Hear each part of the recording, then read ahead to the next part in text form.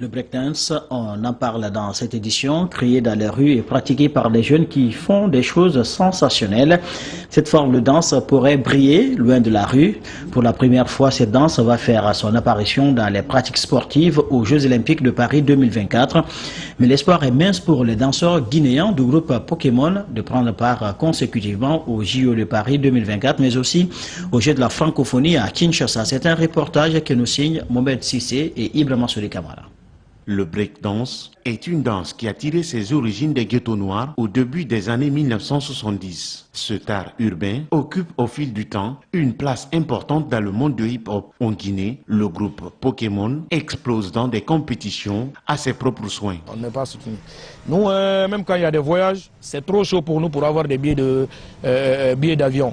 Parce que les billets d'avion qu'on gagne là, on passe de maison en maison pour demander à nos grands, de bureaux des grands personnels, c'est pas il faut rédiger un truc pour avoir des billets, il faut rédiger un truc pour avoir des trucs.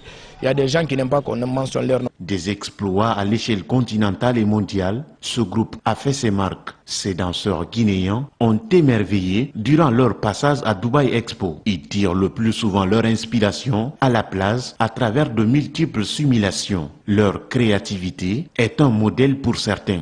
Je compte tellement voyager avec les Pokémon pour avoir une autre image aussi. C'est-à-dire, moi aussi j'ai un peu voyagé, juste un peu. Mais avec un groupe, le meilleur groupe de danse hip-hop, avec eux, ça donne quelque chose aussi.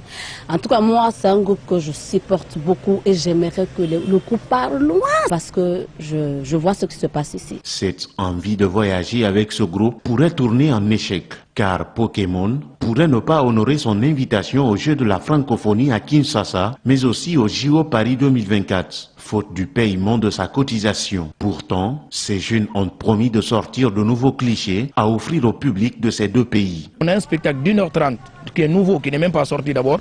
Donc on fait comment? Dommage, le monsieur me dit carrément, ah mon frère, moi j'ai couru derrière les dossiers fatigués.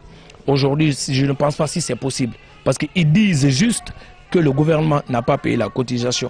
L'espoir est ainsi minime de voir ces jeunes talents représenter les couleurs du pays lors des Jeux de la francophonie en RD Congo et probablement en Europe. Le meilleur groupe de danse hip-hop guinéen promet d'enchaîner ses préparatifs en espérant que les choses se décantent prochainement.